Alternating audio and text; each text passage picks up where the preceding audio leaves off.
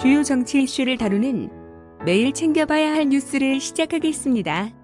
지금 보시는 영상은 가로 세로 연구소가 선관위 선거 홍보 영상을 입수해 공개한 내용에서 홍보 영상임에도 불구하고 분류기에서 뽑아낸 투표용지에서 도장이 안 찍힌 무효표가 도장 찍힌 투표용지와 함께 포함되어 있는 오류가 포착되었습니다. 진짜 이 정도면 못 믿을 분류기 아닌가요? 갑자기 기계는 사람보다 정확하다고 주장한 애가 생각납니다. 민경욱 의원 역시 자신의 페이스북을 통해 제 지역구 개표할 때 찍힌 사진입니다. 아무것도 찍히지 않은 무효표가 정일영 후보의 표로 분류되고 있습니다. 딱 걸렸다며 제보받은 당시 사진을 게재했습니다.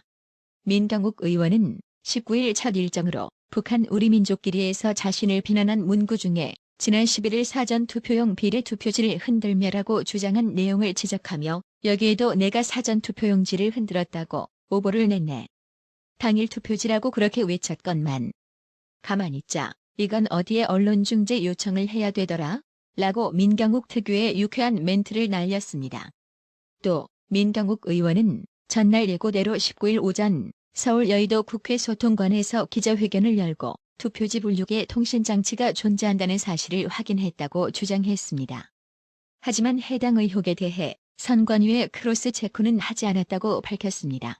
이어 선거관리위원회 내부 사정에 정통한 컴퓨터 전문가 제보로 이번 총선에 사용된 투표지 분류기에는 통신장치와 QR코드를 읽을 수 있는 스펙트럼 센서가 존재한다는 사실을 확인했다면서 선관위 해명과 정면 배치되는 것이라고 했습니다.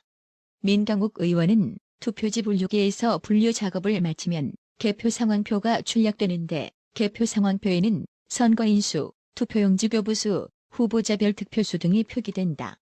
개표 상황표에 표기된 정보를 알기 위해서는 메인 서버와 무선 통신을 해야 한다며 투표지 분류기가 메인 서버와 통신을 했다는 움직일 수 없는 증거라고 지적했습니다. 그러면서 선관위는 불투명한 해명만 되풀이할 것이 아니라 투표지 분류기 검증 및 확인에 협조할 것을 강력히 촉구한다면서 검찰은 관련 증거가 훼손되기 전에 하루빨리 물증 확보와 수사에 나서라고 했습니다. 민경욱 의원은 기자회견 후 기자들과의 일문일답에서 제보자가 선관위 관련 내부자는 맞느냐는 질문에 제보자의 신원은 밝힐 수 없다며 제보자에 대한 단서가 될 수 있는 사안은 하나도 답할 수 없다고 단호하게 말했습니다. 해당 의혹을 크로스체크 선관위에 확인해봤느냐는 질문에는 선관위의 관련 내용 말씀하시고 좀 확인을 크로스체크를 해보시는 것인가요? 크로스 체크는 믿음이 있을 때 하는 건데요. 그리고 제가 이렇게 이야기를 하면 거기에 대해서 답을 하더군요. 답을 하는데 답이 아무 말 잔치예요. 아무 말 잔치. 이 사람들이 아무 말이나 해도 언론에서 받아주니까 아무 말이나 얘기를 하고 있습니다. 그래서 이런 것을 미리 얘기해 주는 게 그분들이 도망갈 논리를 미리 준비하는 걸 도와줄 수 있을 것 같아서 여러분께 직접 먼저 발표를 드렸습니다. 이제 곧 답이 나오겠죠. 그런데 왜 편의적으로 자기네들이 하고 싶은 답만 하는지 모르겠어요. 여러분, 이거는 제가 말씀드렸지만 투표지 분류기와 노트북, 다음에 투표지 발급기, QR코드 생성과 다음에 그 해독, 이걸 공개 시연, 기자분들 앞에서 있는 데서 공개 시연하면 되는 겁니다. 이걸 왜 안 합니까? 민경욱 의원이 제기한 의혹에 대해 선관위 관계자는 환경닷컴과의 통화에서 선거인수, 투표용지 교부수, 후보자별 득표수 등은 통신장치를 통해 입력하는 게 아니라 선거 전에 프로그램을 통해 입력하는 것이라며 황당하다는 반응을 보였습니다. 그런데 오히려 후보자별 득표수 등은 선거 전에 프로그램을 통해 입력하는 것이라는 선관위 관계자의 해명이 더 황당하다며 부정선거 의혹에 더더욱 불을 지피며 온라인을 발칵 뒤집어 놓았습니다. 민경욱 의원은 선관위 관계자가 한경닷컴과의 통화 내용을 게재한 후 선관위가 당황한 건지 또 등장한 이 기자분이 당황한 건지 몰라도 매우 황당한 반응을 내놨군요. 선거도 하기 전에 득표수를 입력하는 거라네요. 예언가로군요. 믿고 거르겠습니다.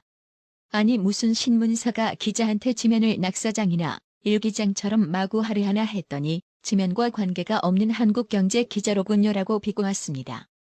온라인 누리꾼들 사이에서도 선거 전에 프로그램으로 후보자별 득표수 입력이 조작 아니면 뭐냐는 반응을 보이며 선관위 관계자에게 이런 신통력이라면 다음 주 로또 1등 당첨 번호가 뭐냐고 묻기도 했습니다. 이후 기사는 선거 인수 부분만 남겨놓고 투표용지 교부수, 후보자별 득표수 부분은 삭제하며 수정했습니다. 기사를 수정한 것을 두고도 네티즌들은 기자님 저희 캡처 다 해놨습니다. 재빠르게 수정하셨네요. 니들이 언론이냐? 진짜 대단하고 웃기다. 그런데 어쩌나? 이미 박제됐다고 조소하고 조롱했습니다. 다음 소식은 민경욱 의원에게 이번 부정선거에 의혹이 되고 있는 투표지 분류기에 대하여 제가 알고 있고 확인한 사실을 공개한다고 밝힌 내부 정보에 정통한 익명의 기술 전문가의 제보 내용입니다. 첫째, 이번 4.15 총선에 투표지 분류기는 전국 251개 개표소에 1165대가 설치되었습니다. 둘째, 한틀 시스템은 투표지 분류기 기술 지원 인력 총 54명을 전국에 배치하여 이번 총선을 지원했습니다. 셋째, 이번 총선에 사용된 투표지 분류기는 노트북과 프린터가 내장된 일체형이며 운영 프로그램은 윈도우즈 10이 설치됐습니다. 넷째, 노트북의 인터넷 유선은 연결되지 않았으며 와이파이 기능은 확인하지 못하게 아이콘이 숨겨져 있었고 IP 콘피그 도스 명령어로 확인하면 알 수 있습니다. 다섯 번째, 투표지 분류기에는 직인 센서와 스펙트럼 센서가 각각 있었으며 스펙트럼 센서의 위치는 왼쪽 상단 커버를 열면 확인할 수 있습니다.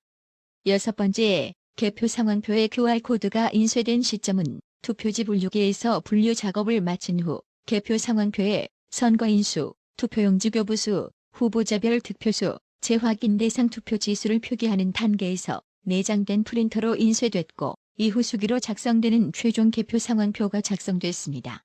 일곱 번째, 투표지 분류기를 검증하면 사전 투표지에 찍힌 QR코드 내용을 읽을 수 있는 스펙트럼 센서 장착 여부를 확인할 수 있으며 노트북을 확인하면 비공식 프로그램 설치 여부 및 화웨이 중계기와 무선 통신을 한 와이파이 사용 여부를 검증, 확인할 수 있습니다.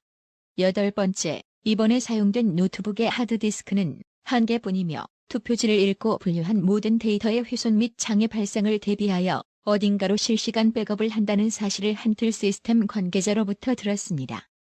따라서 노트북을 검증, 확인하면 중계기를 통한 백업 데이터 전송 경로를 확인할 수 있습니다. 아홉 번째, 개표 상황표에 표기된 해당 선거구 선거 인수를 알기 위해서는 메인 서버와 무선 통신을 해야 알 수 있습니다. 따라서 선거구 선거 인수가 인쇄된 개표 상황표가 바로 투표지 분류기가 메인 서버와 무선 통신을 했다는 증거입니다. 열 번째, 이번 총선에서 기술 지원을 했던 관련자는 선관위의 사업을 수행하면서 간접적으로 취득한 일체의 정보 및 자료를 외부에 누설, 반출하거나 다른 목적으로 사용하지 않겠으며 이를 위반하였을 경우 민형사고발 및 손해배상을 감수하겠다는 보안각서를 제출하였기 때문에 진실을 밝히는데 직접 나서지는 못하고 있으나 한틀 시스템 관련자는 역사의 진실을 밝히는데 용기를 내어 동참해 줄 것을 호소합니다. 익명의 제보자는 마지막으로 이번 총선에 사용된 투표지 분류기와 내장된 노트북의 데이터가 훼손되기 전에 하루빨리 물증 확보와 수사를 촉구한다고 밝혔습니다. 문재인은 2012년 대선 후보 시절 이용수 할머니로부터 지지한다는 의미의 꽃다발을 받는 등 친밀한 관계를 지속적으로 유지해왔지만 정의연과 윤미향을 비판하는 이용수 할머니 호소엔 침묵을 지키는 이중성을 보여주고 있습니다. 빛의 속도로 좌경화되어 가고 있는 미래통합당의 행보가 아주 우려스럽습니다. 미래통합당은 일본군 위안부 피해자를 위한 기부금을 부적절하게 사용했다는 논란을 시작으로 각종 의혹에 휩싸인 윤미향에 대한 국정조사 추진 방침을 세웠으나 반나절도 지나지 않아 이를 철회했습니다.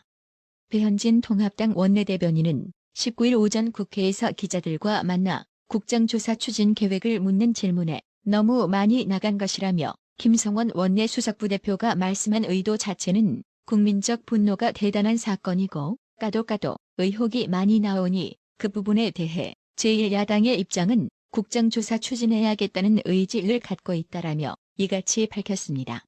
배현진 원내대변인은 국정조사 추진에 대한 당내 의견 수렴을 묻는 질문에도 당론은 없다라면서 향후 당 차원에서 진상규명에 나설 가능성에 대해서도 너무 많이 나간 말씀이라며 선을 그었습니다.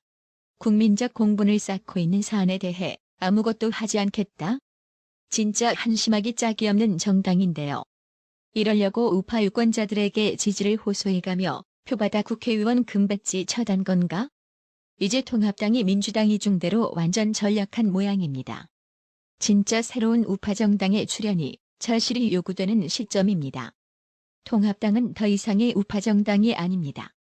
2015년 12월 28일 한일 외교장관 위안부 문제 협상 타결 뒤 박근혜 대통령은 위안부 피해자 협상 합의와 관련해 위안부 피해자분들의 명예와 존엄을 회복하고 마음의 상처를 치유하는 소중한 기회로 만들어가야 한다고 강조했습니다. 그런데 역대 정권에서 정치적 유불리만 따지며 기피해오던 한일 위안부 문제를 박근혜 정부에서 우여곡절 끝에 마침내 합의를 도출해내니 이를 제동 걸고 나선 수많은 좌파 단체들은 박근혜 정부는 매국적인 위안부 합의를 당장 폐기하라고 촉구하며 시위하고 난리도 아니었습니다.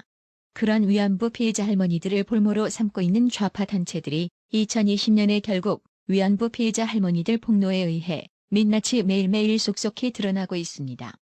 위안부 이름 팔아 긁어 모은 후원금이 우리에게 한 푼도 안 온다는 이용수 할머니의 기자회견. 당신들은 언제 죽을지 모르는 위안부 할머니들을 역사의 무대에 앵벌이로 팔아 배를 불려온 악당이라면서 피해자 명단에 이름을 자진해서 빼버린 신미자 할머니.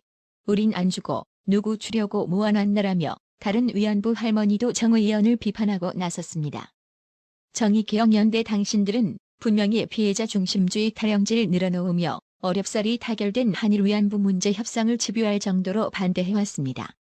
오로지 분노팔이를 해야만 후원금이 잘 모이던가요?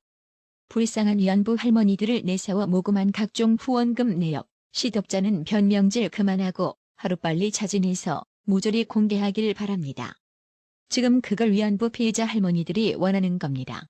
김주영님, 항상 정기적 구독료 후원해주셔서 정말 감사합니다. 나라의 TV는 보다 더 양질의 컨텐츠를 생산하기 위해 자발적 구독료를 후원 형식으로 받고 있으니 많은 성원 부탁드립니다.